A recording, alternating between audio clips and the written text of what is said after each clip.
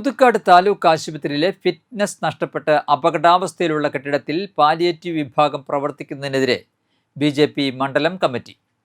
Kodakara block panchayat assistant engineer നൽകിയ report പ്രകാരം കെട്ടിടം അൺഫിറ്റ് ആണെന്നും ബലക്ഷയമുണ്ടെന്നും കാണിച്ച് താലൂക്ക് ആശുപത്രി സൂപ്രണ്ടിന്റെ പേരിൽ ഇവിടെ ഫ്ലക്സും സ്ഥാപിച്ചിരുന്നു.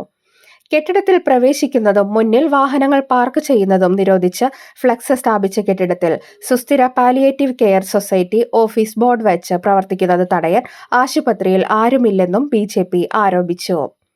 ബി.ജെ.പി. പ്രവർത്തകരെ കണ്ടപ്പോൾ ഫ്ലക്സ് എടുത്തുമാറ്റുകയാണ് ഉണ്ടായത്. രോഗിയുടെ കൂട്ടിരിപ്പുകാർ വസ്ത്രങ്ങൾ ഉണക്കാൻ ബലക്ഷയം ബാധിച്ച കെട്ടിടത്തിലേക്ക് ഇപ്പോഴും പോകുന്നുണ്ട്. മഴക്കാലത്ത് ബലക്ഷയമുള്ള കെട്ടിടം കൂടുതൽ അപകടാവസ്ഥയിലെത്തുമെന്നും ബി.ജെ.പി. ആരോപിച്ചു.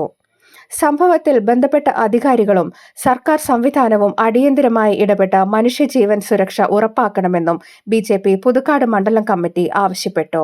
വിഷയം ശ്രദ്ധയിൽപ്പെട്ടതിനെ തുടർന്ന് ബി.ജെ.പി. മണ്ഡലം president Arun Panthalloor, Viju Thachamkulam, Jibin Puthuppally, NC. Ajith Kumar, ward അംഗങ്ങളായ ബേബി കിടായി, ജോയ് മഞ്ഞളി എന്നിവർ ആശുപത്രി സന്ദർശിച്ച് പ്രതിഷേധം അറിയിച്ചു.